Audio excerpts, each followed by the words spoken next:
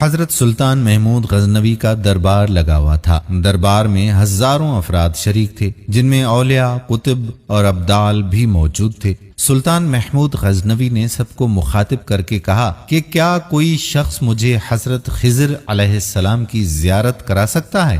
سب خاموش رہے۔ دربار میں بیٹھا ایک غریب دیہاتی کھڑا ہوا اور کہا کہ میں زیارت کرا سکتا ہوں۔ سلطان نے شرائط پوچھے تو عرض کرنے لگا کہ 6 ماہ دریا کے کنارے چلہ کاٹنا ہوگا، لیکن میں ایک غریب آدمی ہوں، میرے گھر کا خرچہ آپ کو اٹھانا ہوگا۔ سلطان نے شرط منظور کر لی۔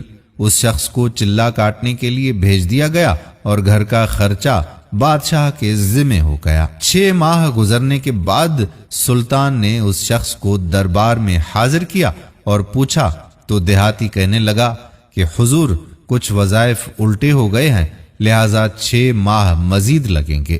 مزید 6 ماہ گزرنے کے بعد سلطان محمود کے دربار میں اس شخص کو دوبارہ پیش کیا گیا۔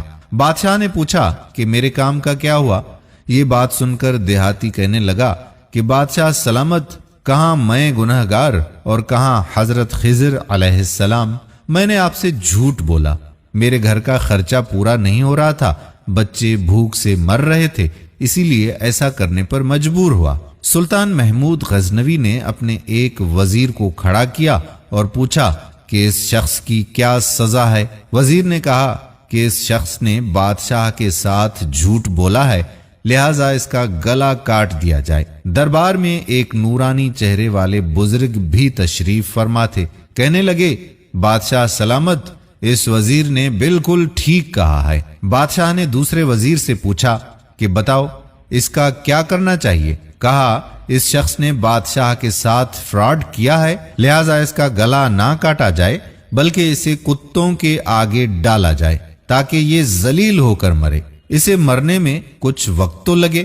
دربار میں بیٹھے اسی نورانی چہرے والے بزرگ نے کہا کہ بادشاہ سلامت، یہ وزیر بالکل ٹھیک کہہ رہا ہے۔ سلطان محمود غزنوی نے اپنے پیارے ایاز سے پوچھا کہ ایاز، تم کیا کہتے ہو؟ ایاز نے کہا کہ بادشاہ سلامت، آپ کی بادشاہی سے 1 سال ایک غریب کے بچے پلتے رہے، آپ کے خزانے میں بھی کوئی کمی نہیں آئی اور نہ ہی اس کے جھوٹ سے آپ کی شان میں کوئی فرق پڑا۔ اگر میری بات آپ مانیں تو اسے معاف کر دیں، اگر اسے قتل کر دیا تو اس کے بچے بھوک سے مر جائیں گے۔ ایاز کی یہ بات سن کر محفل میں بیٹھا وہی نورانی چہرے والا بابا کہنے لگا، ایاز بالکل ٹھیک کہہ رہا ہے۔ سلطان محمود غزنوی نے اس بابا جی کو بلایا اور پوچھا کہ آپ نے ہر وزیر کے فیصلے کو درست کہا، اس کی وجہ سمجھائیں گے؟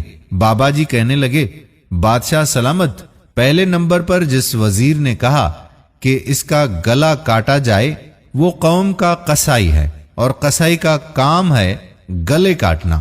اس نے اپنا خاندانی رنگ دکھایا۔ غلطی اس کی نہیں، آپ کی ہے کہ آپ نے اس قصائی کو وزیر بنا لیا۔